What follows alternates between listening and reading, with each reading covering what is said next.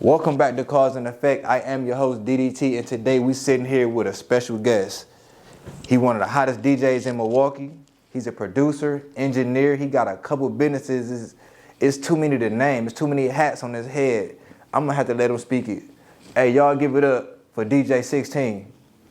Yes, sir. How you feeling today, man? Man, I'm feeling amazing, man. You had took that trip for me. I appreciate you. Yeah, I had to, man. You know, I did my research. I'm like, oh, yeah, this is where you got to be, man. You look like home, man. For sure. So, shit, you want to just jump right up into it? Oh, yeah, man, let's do it, man. All right, we're going to go from the beginning, reverse them thoughts. For those who don't know, what was you born and raised? I was born in Racine, Wisconsin, raised in Milwaukee, Wisconsin, so. Okay. Yeah, that's kind of like brother and sister, Racine and Milwaukee. Yeah, most definitely, yeah. Moms was in Racine, Pops was in Milwaukee. Mm-hmm. Where you spend most time at? It's actually split in half, really. That's how, you know, the custody, you know, when you born, they, you know, with the birth certificate. For sure. The family separate, you know, it depends on the type of custody you got if the father in the kid's life. And I was lucky enough to have my pops in my life, you know what I'm saying? He a racing legend. For sports, you know, go by Teddy Ford, so shout out to Pops. Yeah, shout out Pops. You know what I'm saying? You know, he most definitely, you know, was there and made sure he came to everything I needed. And he stayed in Milwaukee off Hampton. You know what I'm saying? I was 66 in Hampton. You know, so that's where I was at since I was 3 years old, on 66 in Hampton. Okay, what elementary school you went to? Well, I went to elementary school in Racine because of the placement, so that was, What was it called? It was called Stephen Bull Elementary School. I went to Winslow Elementary. I went to Olympia Brown Elementary. I was popping everywhere because we was moving. You know what I'm saying? We moving all the time, and your district change. You got to go to different schools. But I was so, you know, just enjoying life in my own world, the way I grew up, you know, how I look at life when I was younger, it was a little different from everybody.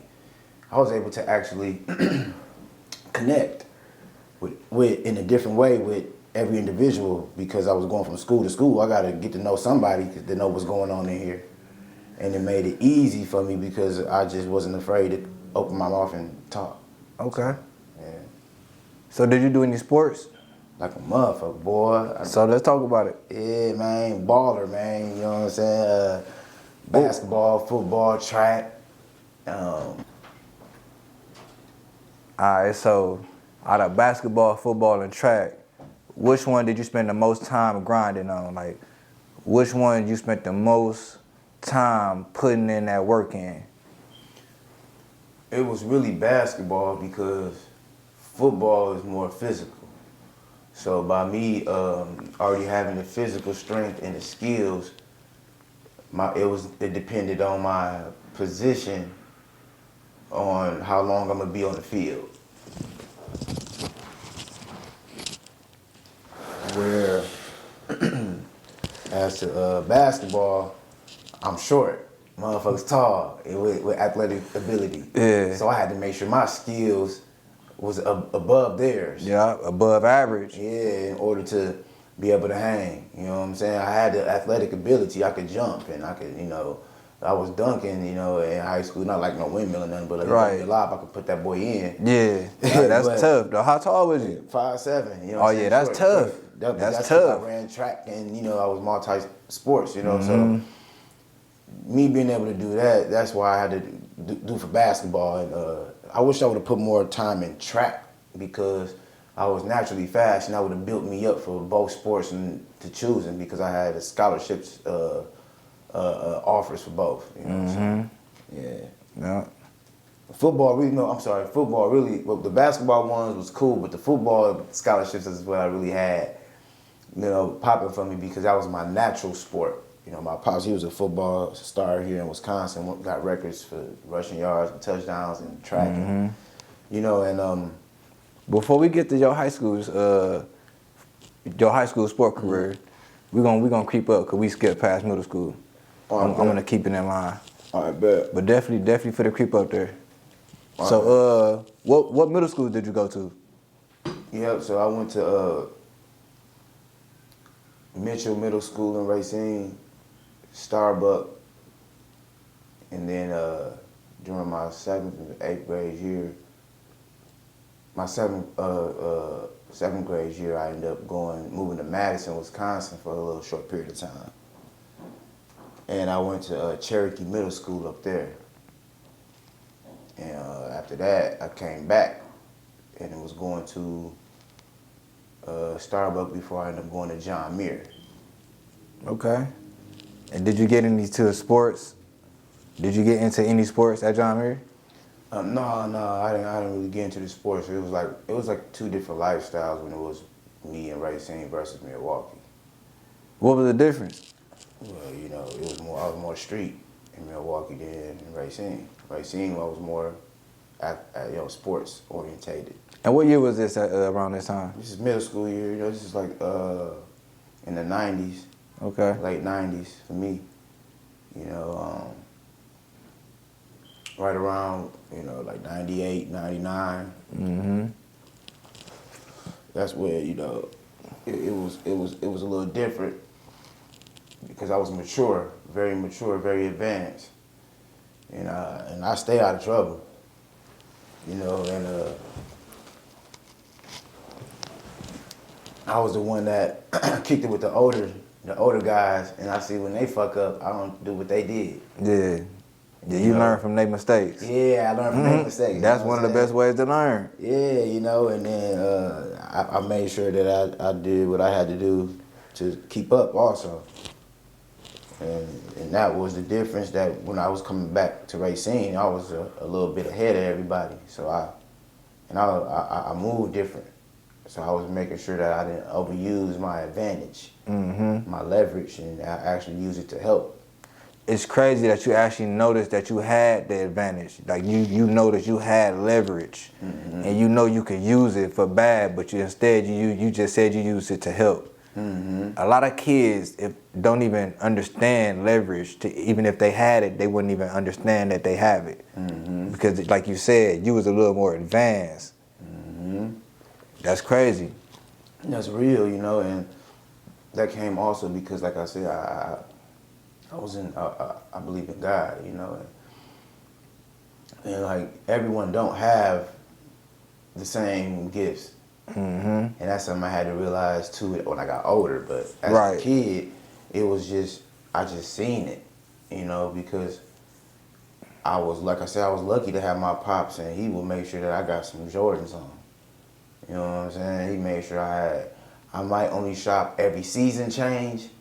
You know what I'm saying? Like twice a year, but there's some good shopping at twice a year. You know what I'm saying? It feels good. Yeah, I'm feeling good, and it works. Shoot, I got 7 days worth of clothes, and I'm learning how to interchange with myself. Yep. You know Swap them out. Yeah, I gotta swap them out, make it look good. Oh, all right, I gotta cut this shirt up and cut this little part up and make this look like some. Yeah. You know, and growing up with my bros, you know, actually in Racine, and I don't want nobody to get Racine like misjudged, but like Racine was hood too. It was the same, you know. It was ghetto. It was a lot of street activity going on, and I lived right there on 12th and Grand where this shit was at, you know. And then I lived right on Park, where on the south side, right where everything was at. So and on the north side, I stayed on all sides of the city, and there was a big GD and Viceroy war going on. And the people that I was around that I grew up, they was predominantly GDs, you know, and everybody knew that. But I'm safely able to go everywhere because of how I treat people, how I move. You're a man first. God's child first. You know right. What I'm saying? And I'm learning how to be a man by walking in that light. Correct. You know what I'm saying? That's how you got to take your prayers, and actions have to be congruent. You got to put them together. You got to make it happen to get what you want to manifest realistically. And that's something I didn't understand when I was younger. I was just doing it out of just, like I said, just nature of how I live. So that was dope, and most definitely I seen where in Racine it was about who gonna be the one to make it out in sports? Where Milwaukee, Mugs got money already. That's crazy. And they content where they at. They ain't gotta go nowhere. And based off both of them, the same outcome that I was seeing at a young age. This is still middle school right here, because we had a lot of stars that was starting to come out. You know, this was the beginning of the rising of Boo Wade and Karan Butler and Racine. Like, Straight. You know what I'm saying? This is the era. You know, Teron Barker, who I was playing basketball with. You know, ended up playing for Cincinnati. Mm-hmm. You know, like all these, like, it was an era of this area in sports, showing that there was elite over the country. Just like how music for Milwaukee is right now. We the elite sound that they looking for. That's how it was in sports at that time in the late 90s, 2000s. You know, and we had a lot of good players, and we had actually a good team. The Bucks was damn near good too. That's when we had Big Dog and them, and Ray Allen, like. Oh, Tim Thomas, You know Sam what I'm saying? Cassell. Like that era at that time, it was a lot of fucking light. You know what I'm I saying? feel So it was money that could be made for not just the corporate, but for the low income families. And you know, I seen all that, but I didn't understand it. I just seen it, and I just kept talking to everybody and moving and grooving, and that was in middle school. And I thought I knew it all at that time, and I got beside myself early. By 8th grade, when I did go to John Muir, and then I had to go to summer school at Custer. And when I went to Custer, by that time I was already running the street with my bros. You know, shout out to Big Poppy Twain, go by HBT Mondre. You know, that was my main business partner at that time, and Broski that I was doing shit with. And he went to Bayview, I went to Vincent. You know what I'm saying? But before then, we was hooping at Lancaster. You know, right off Fond du Lac, and everybody coming to hooping at Lancaster, like this McGov Park. And then we go to McGov Park and get the balling, because I played blacktop. And I was a baller at blacktop when Dupree Fletcher was balling, and you know what I'm saying? I was playing against him, so I've been on him for years. You know, we went to King Legend. You know what I'm saying? Like it's just, I touched so much shit, bro, and every fucking field, just living and just doing something because I didn't want to be bored. Like that was my attention span. I love being outside. When I was in the house, I go in the house to eat, sleep, and then wake up and go back outside. Yeah, so that was me growing up from elementary to middle school, as being an outgoing individual already. And during that time in middle school, I made another major accomplishment that also had sent me, like I said, on the hiatus of thinking I'm the shit, right? Is that I was working with my mom. Shout out to my moms. She started rapping, called herself the Chameleonaire. That was before, called herself the Chameleon before Chameleonaire came out. And she was the Chameleon, and she made it on V100. And she was Doc Love's intro song. For 3 years, then they're 4 years straight. Oh yeah. You know, she was pushing it. Rapping. Yeah, they pushed her. And how that happened is that we did a demo. I made the beat, she rapped on it, and we sent it to the radio when she got on. Because she was already making a name for herself rapping, you know what I'm saying, in studios. You know, so my mom was already putting in that work, and my father, he was a DJ in the Army, and he was a DJ, you know, when he was in high school. Hold on one time. Hold on.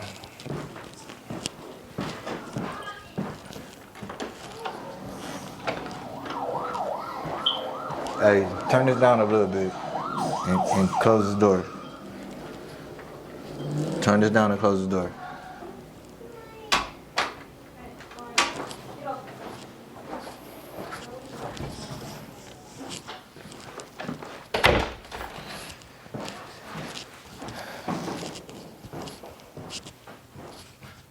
Trying to keep them damn kids contained. I got 7 kids, bro. Man, Bro, right. keep their ass contained. They'll be busting in here in a minute and shit. Yeah, I short it up. My bad. Oh, no, you good, you good. You good. Yeah. Really, we just about to be halfway through. Like, when we talk about the high school shit, that's gonna be like 50% of the conversation. Mm-hmm. Then we gonna get into, you know what I mean, the good shit or whatever. Yeah. So, Yeah, cause this was popping when I was in middle school for me. shit, you said when you was in middle school, that's when you really got beside yourself. Mm-hmm. What you mean by that? You know what I'm saying? I really understood that I was advanced and I can do a lot of things better than everybody else, you know, without even trying too hard. And it was like my attitude wasn't right. It wasn't on growth. I was content, you know. And like I said, my mom on the radio, and my pops already was an established person, and you know I'm doing things that other people aren't doing. They don't have a studio. I have like a real studio, but I'm already recording. I'm already taking my songs and I'm recording with my bros at that time off Hampton, and we going to McGubb Park playing it while I'm getting ready to go play the game. Bro, hold on, bro. Yeah, My fault, man. no, as long as you got good taste before it starts.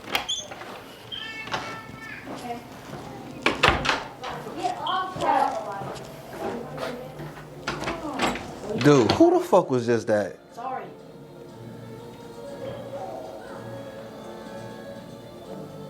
Zaria, don't you get your ass up again.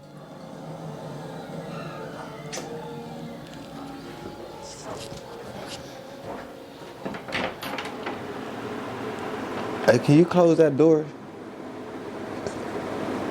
Cause I hear it loud and clear. Close both of them doors.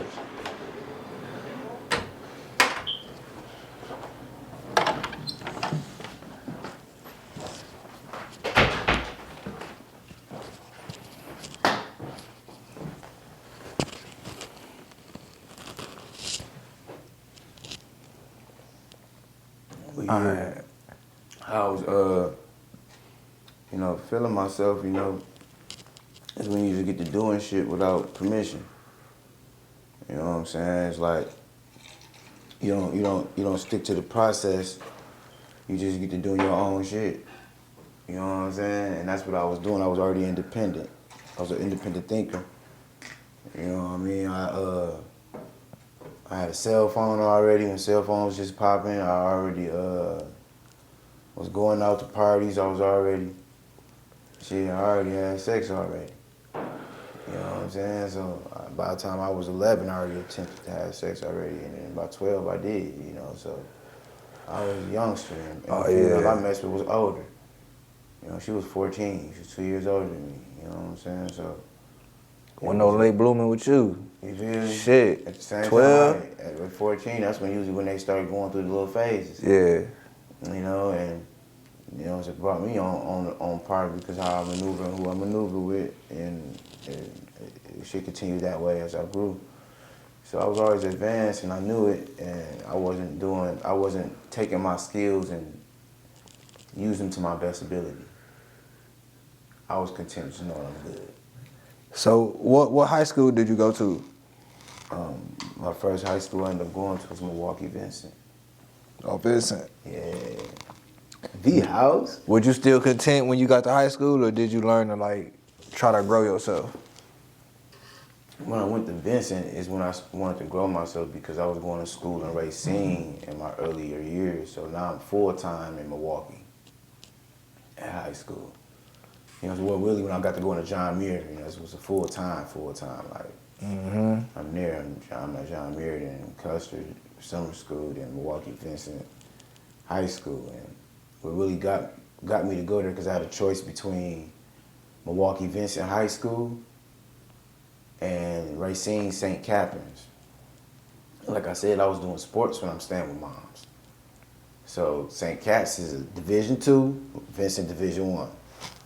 I went to go do a little summer league at Vincent. It was popping. And I'm hooping, I'm busting motherfuckers' asses and shit. I'm going crazy. Next thing you know, I go to Pop's house, I'm watching the news. I'm on the news. Hooping at Vincent. And Diener, because Diener talked to me afterwards, and then he talked to me, and then they talked. I got the whole look. I'm like, damn, y'all just put me on. I'm sold. I'm going to Vincent. Straight. You know what I'm saying? That's what got me to go. You know what I'm saying? When that happened to me, and that recruitment type shit was different.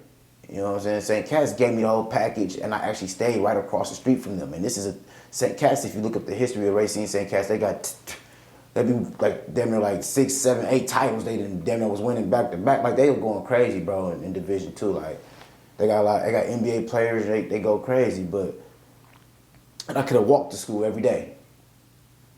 But I went to Vincent. It was like, hold on, this shit big. I went to the game. I'm like, oh shit. That's when I seen Boo Wade and Greg Brown.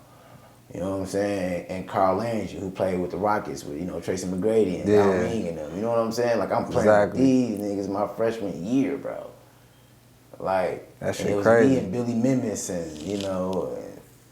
and Dominique Johnson and Quentin Barfield. And, like, it's a lot of Marcus Landry. You know what I'm saying? That's Carl Landry brother. He did his thing, even overseas. Like, it was a different culture up in Milwaukee, bro. Milwaukee was big, bro, to me, coming from Racine. You know what I'm saying? Going to school there, like living in Milwaukee. I'm on the Hampton Street, so we on the north side going crazy.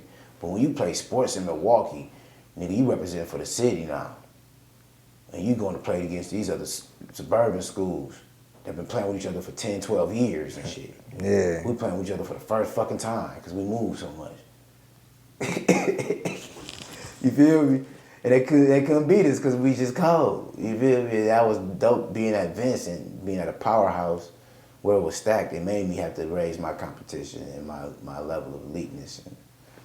And that was what kept me there, but the culture of it is what made me fall in love. Okay, so what's one of the first things you noticed in high school that wasn't going on in middle school? Freedom of expression. And what do you mean? How kids express themselves, and how teachers handle the kids, and how if we really tapped into certain things in school, it's really beneficial. And it was like it was freedom, you know what I'm saying? But then it was freedom as far as in going to school to choose what you want to do and who you want to be around. But it was still like forced information to me that I didn't understand. You know what I'm saying? Because I'm an athlete. So like I understand math. I already know how to talk and all that, read and all that shit. That's cool, but y'all telling me it's history, y'all telling me it's other shit. And I'm like, I really don't see it connecting to what we doing today. How can I apply this shit right now? Yeah, so I'm not even paying attention in class. So what the fuck ever. What's the test? What we studying? All right. I'll go talk to everybody else who got the same class, and then find out what everybody talk about, what they feel about everything, and I get my hypothesis, and whatever all say the same shit. That was my answer. Then, goddamn it, I take the test, and I had to do the homework, and I passed the test, and then boom, class, I passed. Get the fuck away my face. Oh yeah, you just simplify shit. You was a master at simplifying shit. Like, I'm gonna pass anyway. Watch this shit. Watch how I pull this shit off. Watch this. Motherfucking master simplifier. Yeah, that's why I said I talk to everybody. You learn from talking. You know what I'm saying? Even like, and in high school I started, like in Vincent, I was in the band. And the band was not that good at Vincent, but I was cool with the instructor. Doug Myers, or Doug Mays, No, Doug Myers. Yes, I'm right.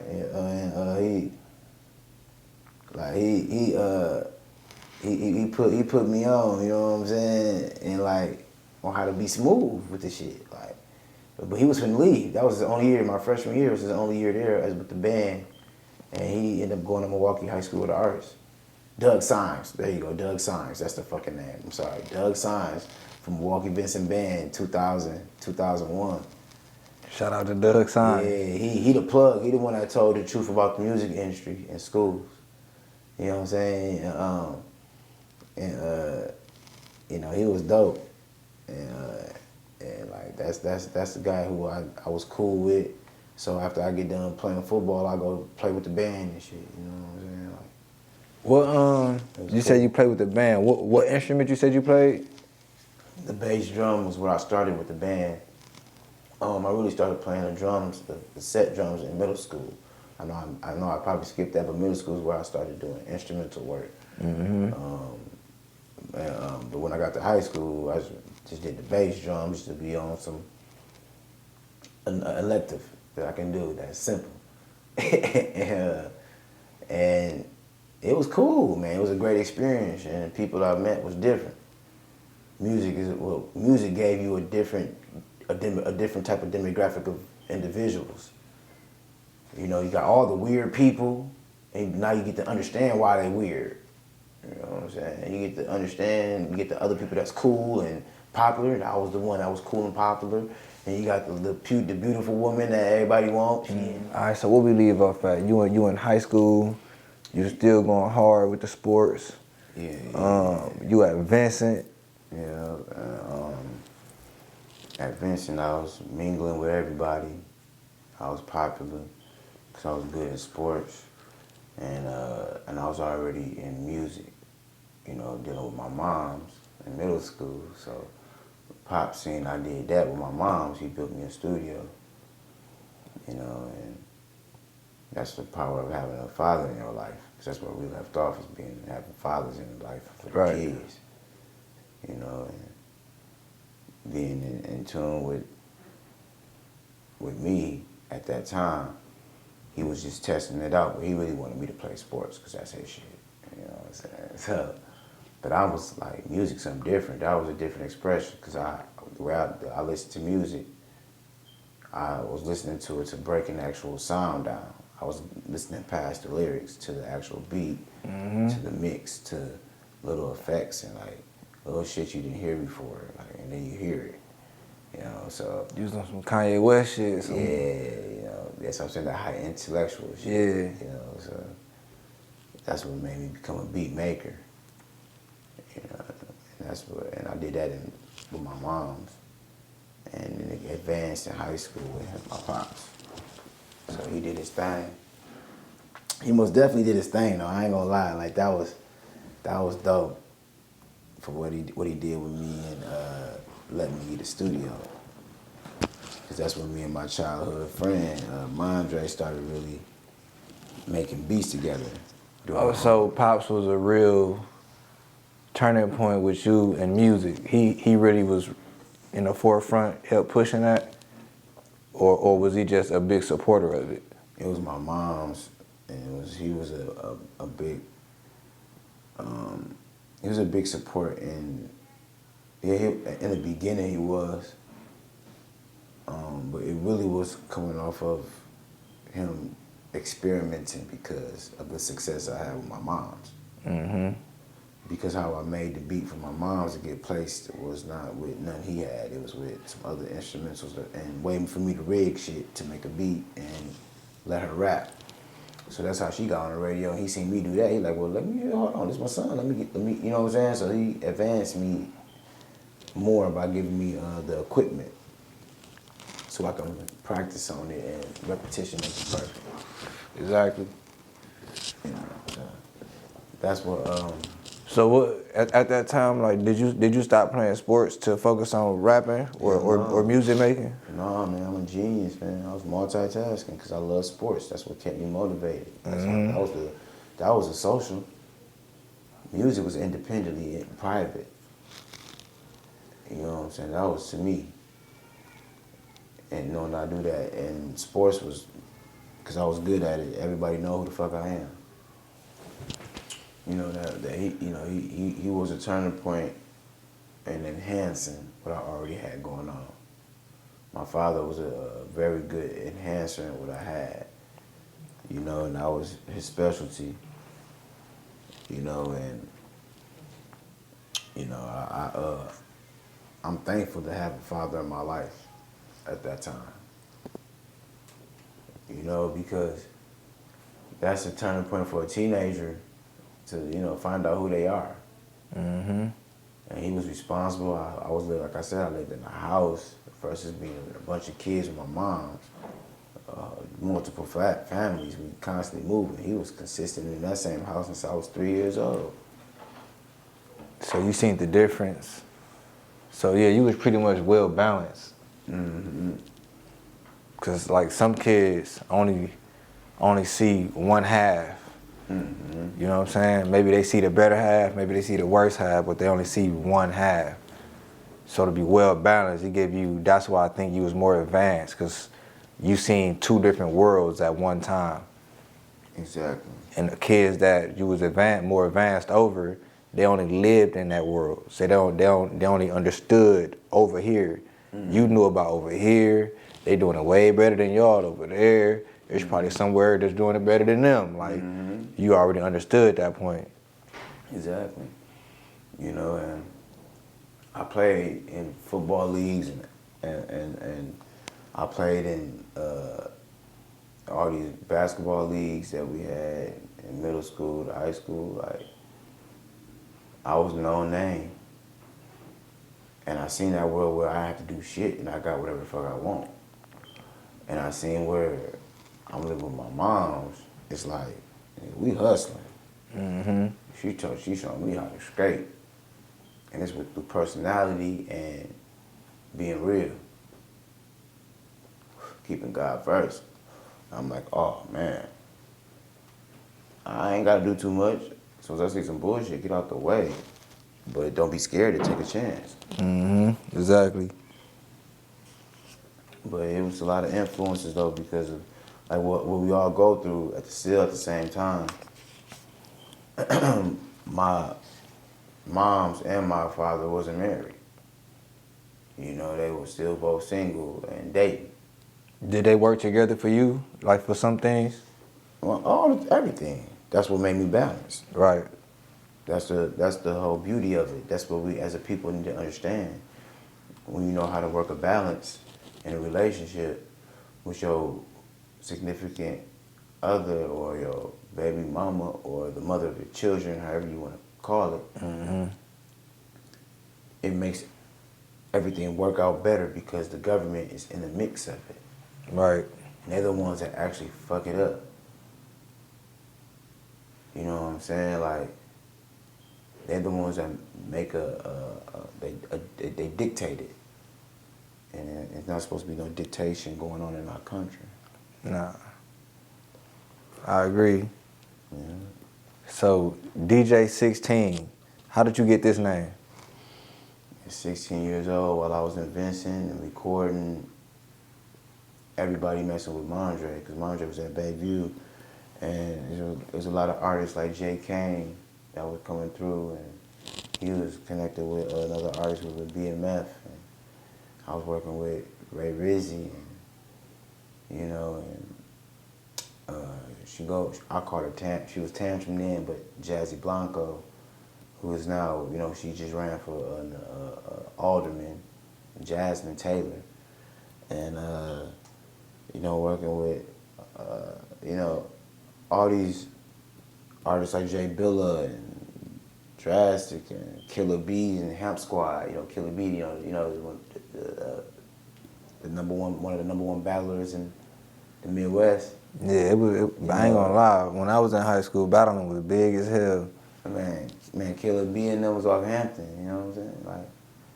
Like they first song they did was at my studio, and I was at Vincent. So I had a name for myself early. It was me and Kool-Aid. You had Dope Boy, you had the Band Center, you had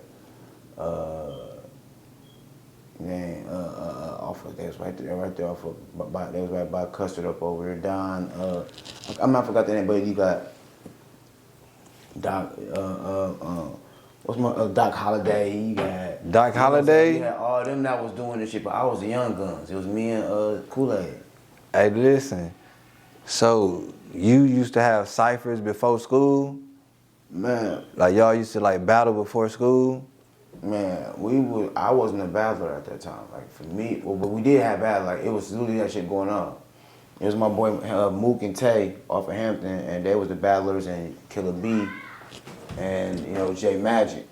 They was the ones that was doing it at that time. Showstopper was still a baby. You know what I'm saying? He wasn't ready yet. But it was Killer B and J Magic, and Mac Murder. You know what I'm saying? There was them three, Ham Squad. You know what I'm saying? That was the battlers. Them the ones that was out there chewing niggas up ASAP.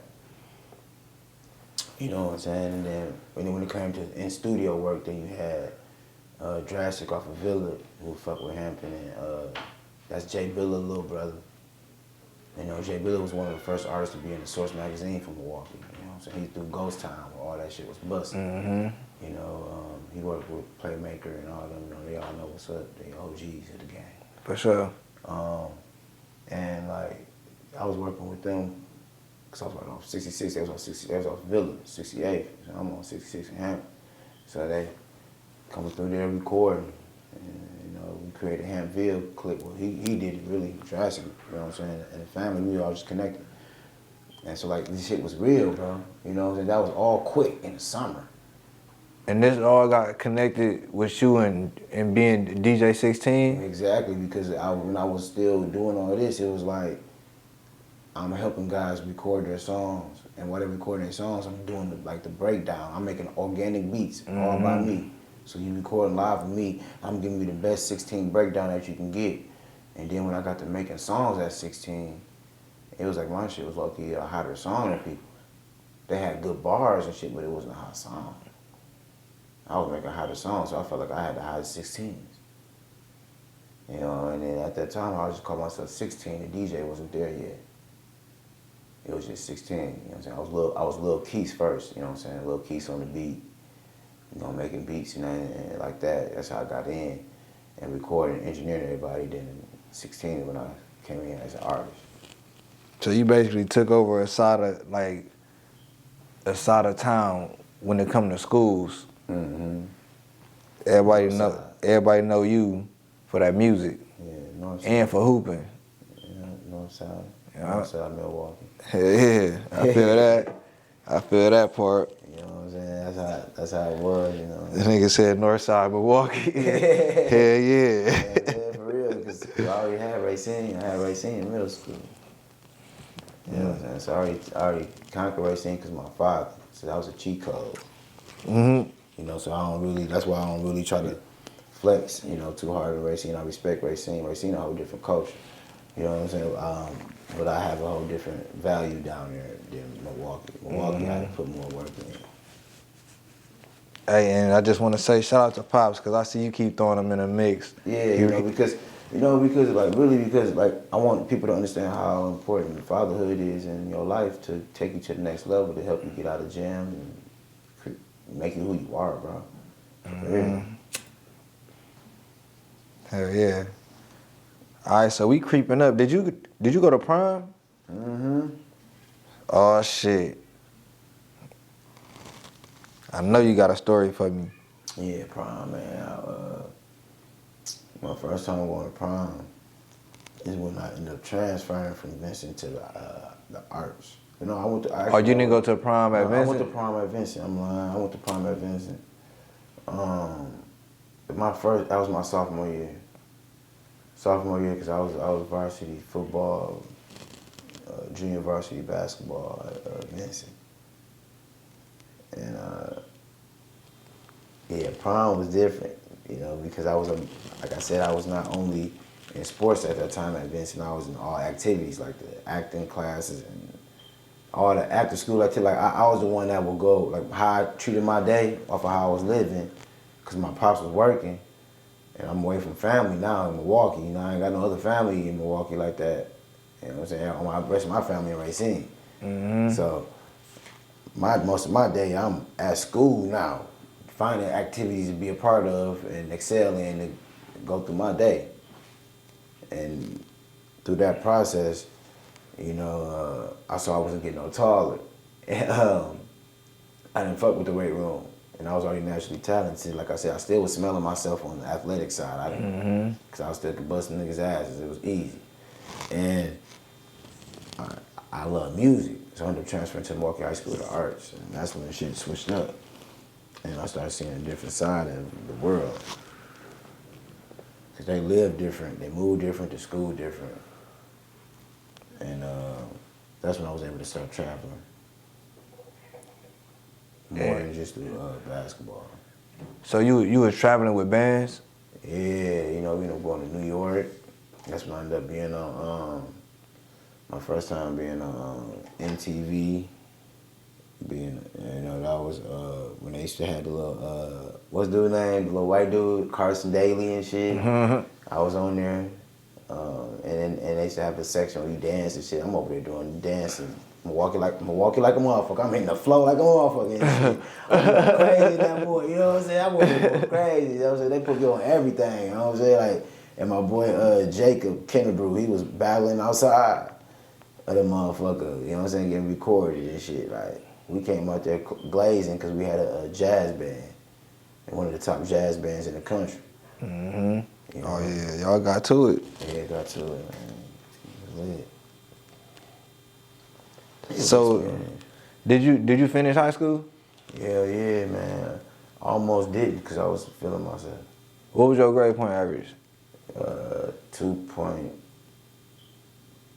or some shit like that. Shit, you got there. Barely. It was good enough, shit. Yeah, I guess I was able to, you know, get qualified for colleges. So you walked across stage? Yeah, I danced across there. You know what I'm saying? How I feel? Man, like a champ, because at that time, you know, that's when my relationship with my father kind of like fell off, because he was telling my family a situation that was different because we was having different problems, and us beefing, he didn't come to my graduation, and that was a turning point for me, you know. Because this is what I'm working hard for, is to make sure I follow what I'm being taught. So for those that don't have a father or didn't have one, you know, you don't want to overjudge situations. You know what I'm saying? Of anybody that might have a father, or anybody that might have been born rich, or, you know what I'm saying? So shit happens. Shit happens where you gotta make a choice on what you want to do, what you want to be. And in high school, a lot of people don't even know that at all. You feel me? Yep. So when you graduate, at that time in a black family, you done. You grown now. Just gonna get out the house. Get out the fuck out of the house. What you gonna do? Yeah, I was already experiencing that at 16 though. Right. Getting kicked out the house. Being out the house for weeks and shit. You know what I'm saying? So I already went through that at 16, which is why I also had the name 16. You know what I'm saying? And it was like, all right, at 16 I felt like a man anyways, because I already had my own label. I already had people coming in like BMF artists and popping ass artists. I'm being known. You know what I'm saying? Like I'm getting in the clubs. You already got your own motion going on. Exactly. I ain't going up with none of my father clout with that sports shit. You know what I'm saying? I seen where these motherfucking artists and these athletes put their all into sports, and then after they get done with high school or college, that shit done. They don't know nothing else. They don't have no skills. They just big for no reason. Yeah, it's crazy What I ain't gonna say it's crazy. It's good that you ventured off into music, band, and shit like that. Educated your. Well, who taught you about producing and shit like that? Myself, I was just interested with sounds. So you just played with it until you got better and better. I was just, yeah, and when my father gave me the equipment, I just learned how to do everything. He gave me because equipment comes with instructions. Right. And I read certain instructions, and then that's all I needed is how to get started. I didn't give a fuck about nothing else after that.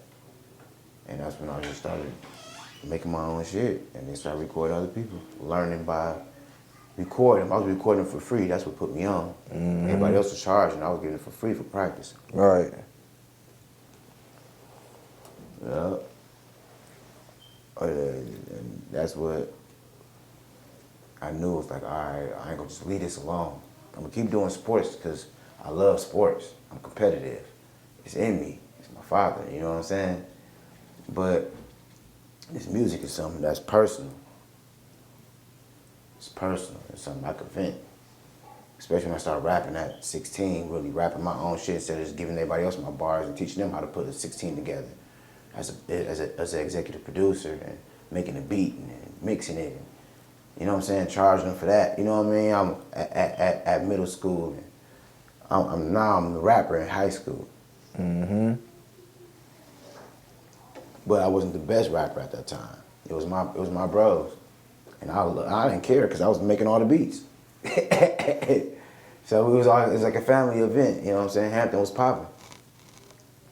And we already had the you know what I'm saying? You know, niggas of the HBT, those like Money B and them coming through, flexing already. You know what I'm saying? Like, oh, this is just Captain high school. Stunner and them You already was going 16 crazy. at this time. Yeah, like Captain Stunner and them going crazy already. Like we haven't, you know what I'm saying? Glazer Day. Glazer came from Hampton, man. Stop playing Glazers, bro. Like, you know what I'm saying? We was having that shit going on when I was in the mix. You feel me? That's what's the difference in Milwaukee versus Racine. Racine, I was beating people up and playing basketball. But it wasn't like bullying people. But I was already set. It's a small town. In Milwaukee, it's a lot going on. Like, we was like baby Chicago, and we was beefing with Chicago around that time, every Summerfest. We got money too, you know what I'm saying? Like, it was a glazing last time, bro. So we got money too. When the real Risco started popping, that's when him and Boosie was busting.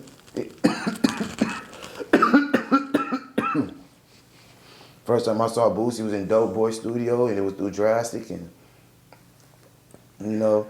So did you try to go to college? Man, made it there. Madison Media Institute, you know, for recording technology and business administration. How long was you there? I was there for a year and a half. I didn't get my degree because of financial situations and me living out there by myself. You know, that's when, like I said, me and my pops wasn't cool after high school, so I didn't have no support in my adult years like that. You know what I'm saying? So that's something that I think should change in our community. You know, as fathers, it's like, you know, I know child support is a fool. That's something we got to fight against too. But you know, it's a lifetime job being a parent, unfortunately. How many kids you got? I got 2 kids, 2 boys, man. Their birthday coming up. Must be 3 and 4. Okay. Oh yeah, they right behind each other. Hell yeah, man, my little kings, man. They already kings already, cause they be in their own world and they love learning. So that's something that needs to stay. You know, keep that going. That's what's up, man. And they tourists, so they should do it. So what's the difference between them? Would you say the most? Well, really, because my first son I had at home, we didn't make it to the hospital, so I delivered him myself. Oh wow. So that was an experience in itself. And he was on the placenta longer. Mm-hmm. So Oh, you understand that too? Yeah, so he a little more advanced already. Yeah. He like me. He like a little bit more advanced than me. You know, so I love it. I just gotta make sure I stay on top of myself to keep up. Mm-hmm. You know, that's where I'm at now. Yeah. And he about to be 4. So Yeah, man. Shout out to both of them. yeah, man. Yeah, my little boys. Yeah, that's the only difference. They're both intelligent. So it's crazy. And ain't no way. Yeah, man. You know, I can't. Man, they the reason why I do everything, man. Honestly, like at this moment in my life now, because of how I grew up, I had good upbringing to me. You know, it was wild and a whole lot of shit that I witnessed and did a lot of shit, but that was by choice. And me understanding that I got choice is what makes me a better man now, to take accountability. And it helps out with my prayers. It helps out in my actions. Versus me always got to be so defensive and got to, you know, keep up with a lie. And like, Right. Man, fuck that shit. That shit drain me. Right. The truth save a lot of time and energy. Man, I'm telling you. For real. Yes, sir. So, I see you got an HHF jacket on. Yeah, HHF fraternity. Yes, sir. How you hook up with these guys? Well, man, it started really in 2020, where I was doing some shows in Atlanta, and Pimpin' Ken, I heard about Pimpin' Ken having an actual event at his crib, G. Like they talking about he got an event at his house, and you can come perform and woo. I'm like, what? Pimpin' Ken from Milwaukee? Oh shit, I'm going. You know what I'm saying? And I wasn't doing the shows somewhere else in Atlanta, and I came down and I heard him talk, I heard him speak about the hip hop fraternity, and I'm like, oh, it's dope. So a couple weeks later, I reached out to see what the next time they're having an event in Atlanta, and they said that they're gonna have a chapter in Milwaukee. And I'm like, oh, okay, but shit, let me know when that shit started. And that's when I tapped in with the owner. Hold on, bro. Fuck, man. Oh, you good? Make sure that shit right.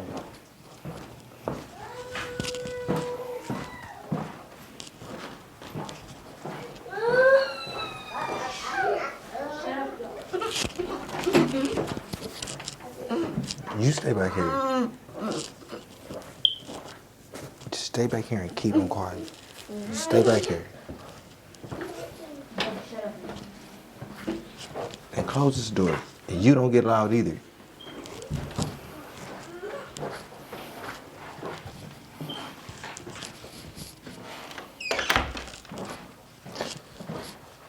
I want to re-ask that. Or you think we was good? Yes. All right, so I see you got an HHF jacket on. Hip Hop Fraternity. Yes, sir. How you link up with these guys?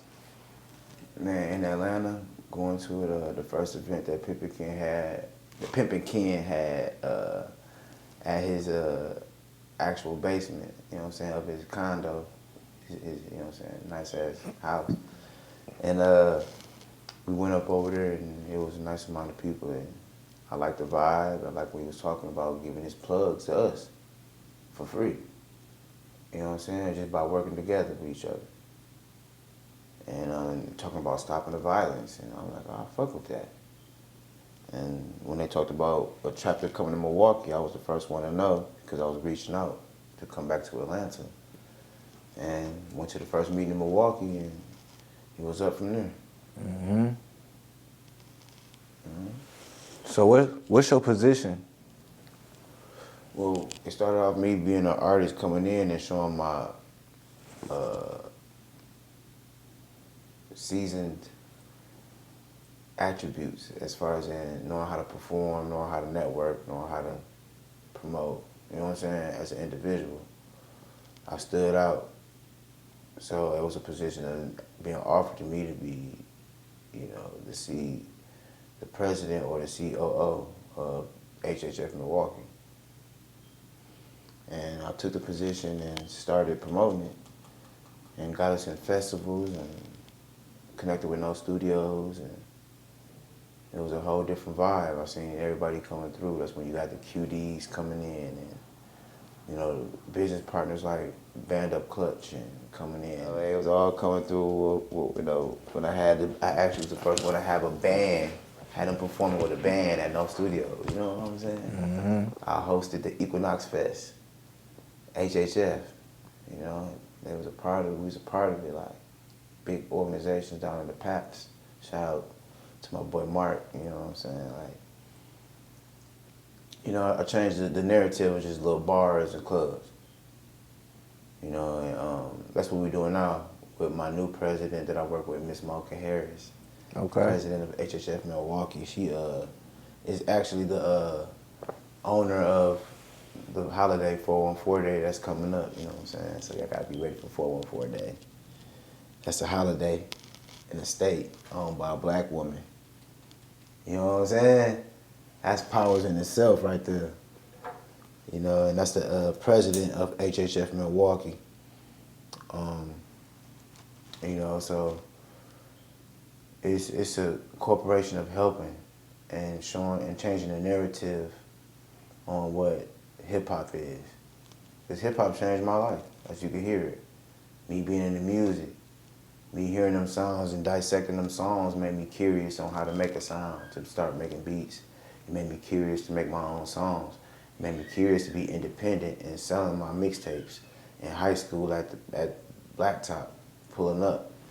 You know what I'm saying? Coming out fresh as hell, changing clothes into the jersey, going to hoop, almost winning the championship. Austin Dupree and them, they had a squad, bro. Like, you know what I'm saying? Yeah. I'm off Hampton, me and my bro, J-Dub, like, it was us and some, you know what I'm saying? Like some mediocre motherfucker, like, you feel me? Like, on some street shit, like a real movie, bro. I live a real life movie, man. I ain't gonna lie. Shit was crazy. For real, bro. My story deep, but at that time is when shit changed, and I saw a bigger picture because I had to do some time, I had to do a vacation, and when I came back, we deep and they dealing with the White House now. We dealing with movies, we dealing with politicians, we dealing with aldermen, we dealing with mayors. You know what I'm talking about?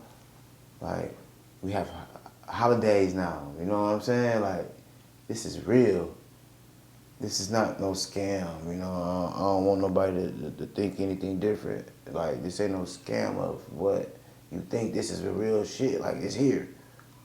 I was blessed to be the humble individual that had a position, and people can know now why, because I was already popping. You know what I'm saying? So it ain't shit to me. I ain't gonna be thirsty to try to fuck nobody over, because I already understand that I got fucked over before. Understand on how fake this shit be. You know what I'm saying? So we in here, we supporting and dealing with Pimp Ken. I done got connected with Ice-T. I got connected with Boosie. I got connected with Kevin Gates. I'm connected with T.I. now. I'm connected with Chaotic. Like all these, man, it's amazing. You know, and we just came from an award show where I was able to perform in front of them to close the show. Okay, so It's dope. you said that you traveled with this. If I'm not mistaken. You said travel with it? No, you said you done festivals. Oh yeah. Did you do festivals outside of Milwaukee? Yeah, Brockfest in Madison.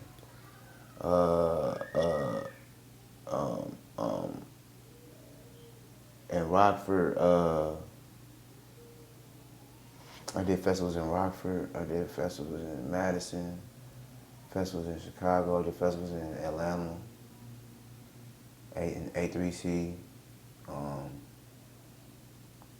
Yeah, bro, man.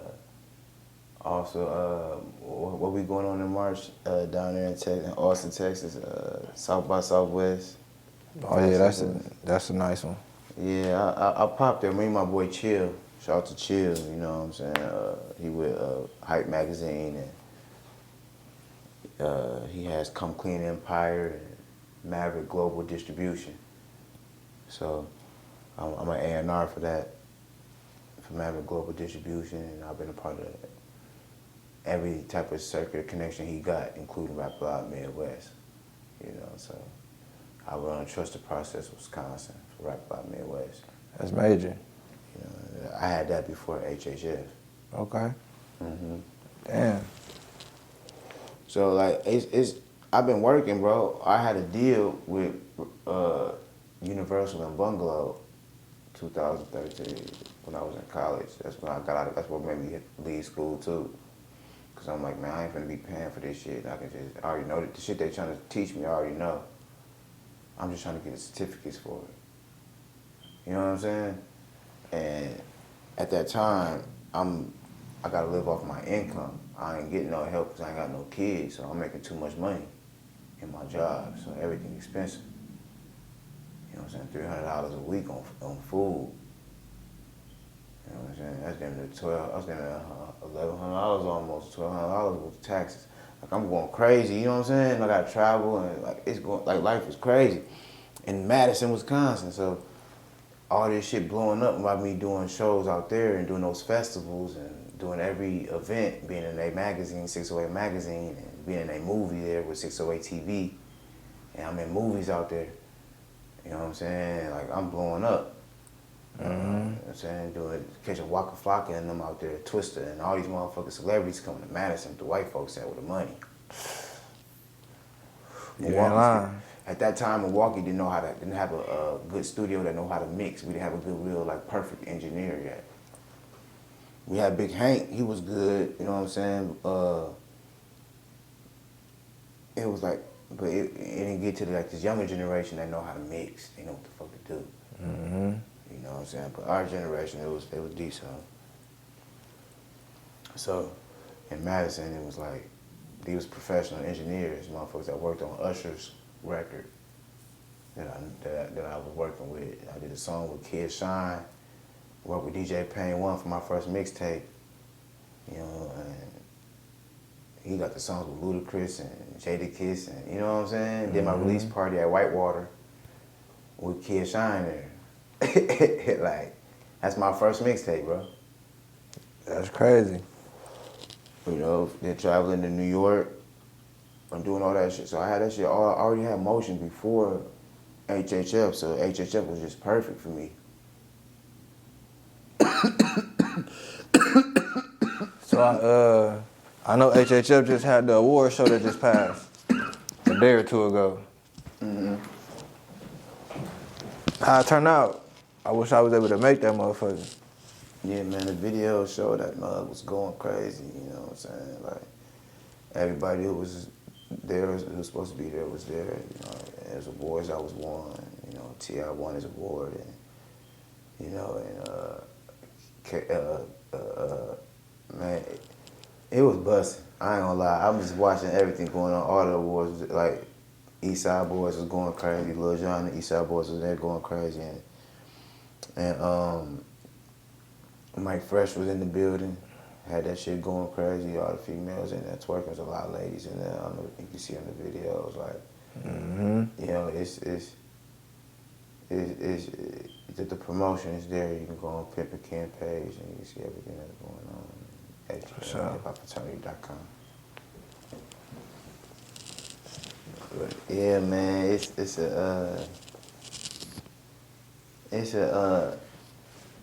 a blessing to be a part of an organization that wants to stop the violence through hip hop, because they make money off of us and they got investments in prison.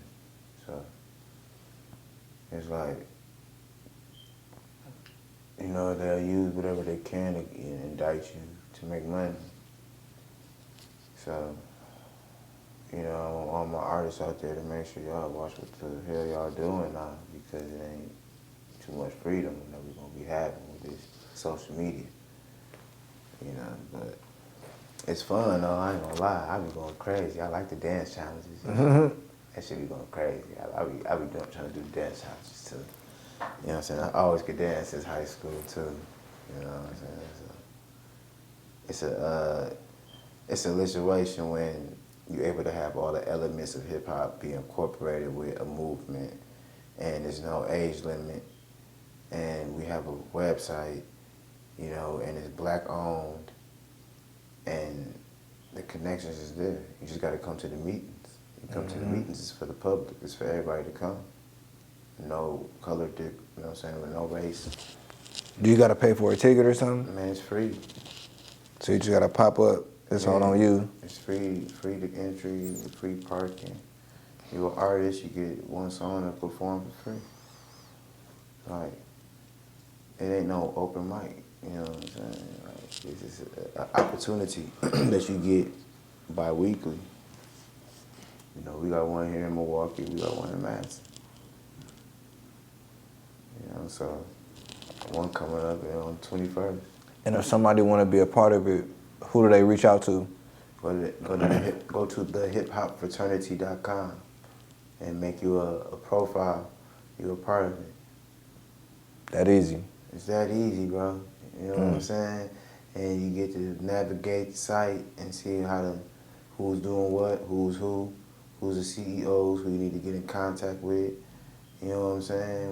And you know, find out what you want to do with your career. We got hhfmag.com for promotion, and you can see what we connected with, from Be High to Off the Porch, the Big Facts to No Jumper. You know, we are connected with the whole circuit. You'll be able to be a part of the whole circuit from HHF. We connected with everything, bro. Like, and I was connected with, like I told you, I was connected with shit before then. Right, already. So like, this just enhanced it. So that just shows you the growth that it even did for me. And to where now I'm the national DJ. So when you want to do radio spins, you want to get paid for radio plays, which pays you more than actual streams, then, you know, make sure you register your music correctly. And we teach you how to register your music, and now you can promote your shit and get on, you know, independently. You know, and build your shit up, and then do distribution deals with companies, and, you know, promotional deals and marketing deals. Okay. Stay independent and get that bag. Straight up. So I want to ask, what's your end goal with everything that you're trying to put together? Yeah, you know, because from the beginning I saw that by me having a studio, it was somewhere where my community of friends that I'm close with was able to go, because they had nowhere to go. I seen where at that time they was able to create some of the most fun and hot shit that I've heard before. And we was able to make music and to see music elevate. It's a chance for us to change the way that our community is built, from the mental to the spiritual to the financial. And through an organization of togetherness is where it's going to take for us, is what it's going to take for us to actually take that next level of building what we want. Ownership, money, buildings, land. So the Hip Hop Fraternity, we have that. We have a national board. I'm on the national board as a national DJ, you know, but I'm also the CEO of the HHF Milwaukee chapter and Madison chapter. So I'm responsible basically for Wisconsin. Nice.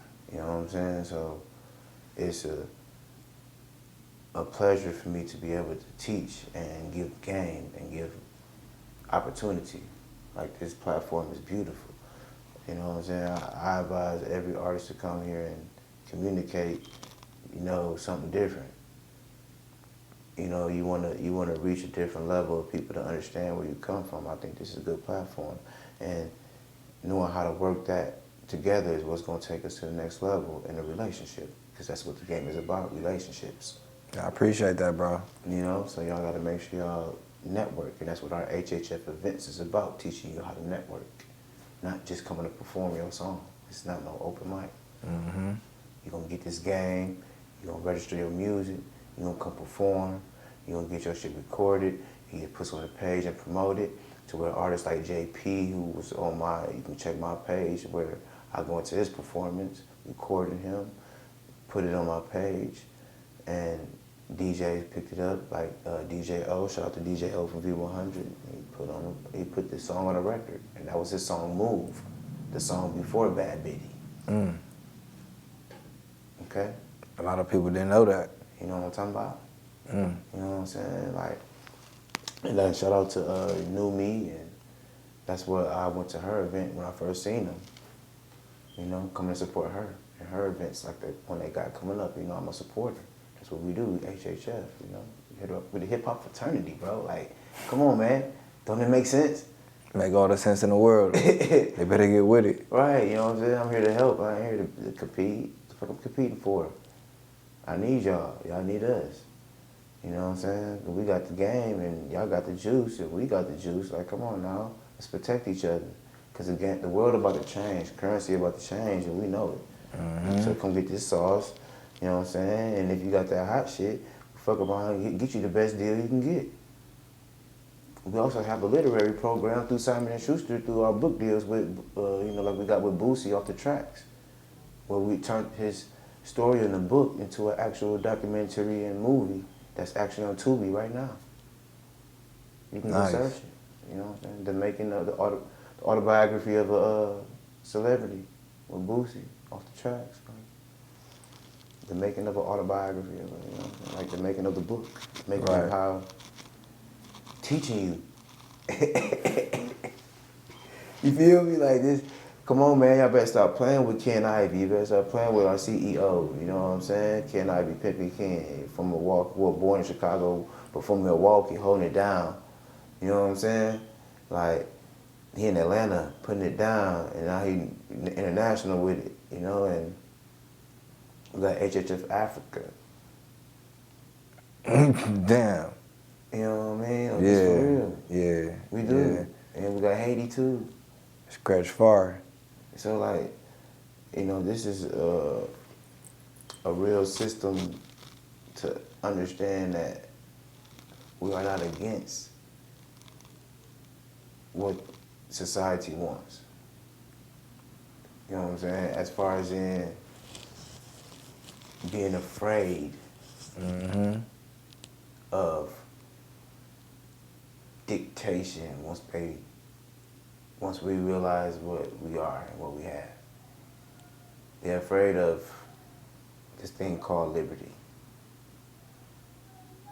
That's called freedom. And that's something that we don't have.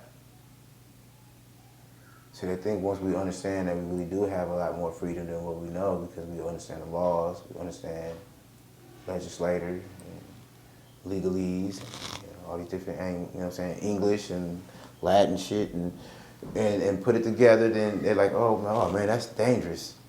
They're gonna try to do some treason.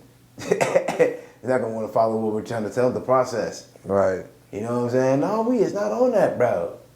Like, chill, bro. Like, we the ones, like, we was here first. We already knew. Like, just chill, bro. We just trying to tell you, like, look, bro, just let us prosper. Right. Because you already know that it's bigger than us. We dealing with spirits. It's between God, you know what I'm saying, evil, you know. And that's what we got to make sure we keep first. And that's the real battle. Everything else is a distraction.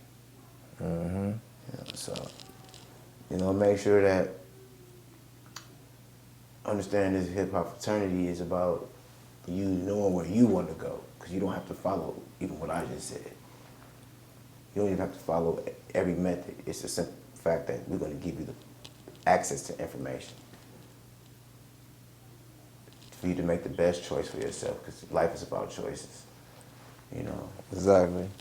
So that's the sauce, man. With the HHF, man, it's a brotherhood and sisterhood. It's not just a fraternity for men; it's for women also. Most of our top chapters are ran by women, so women hold it down at HHF. Don't play with our chocolate women. For real. For real. For real, for real. They going crazy.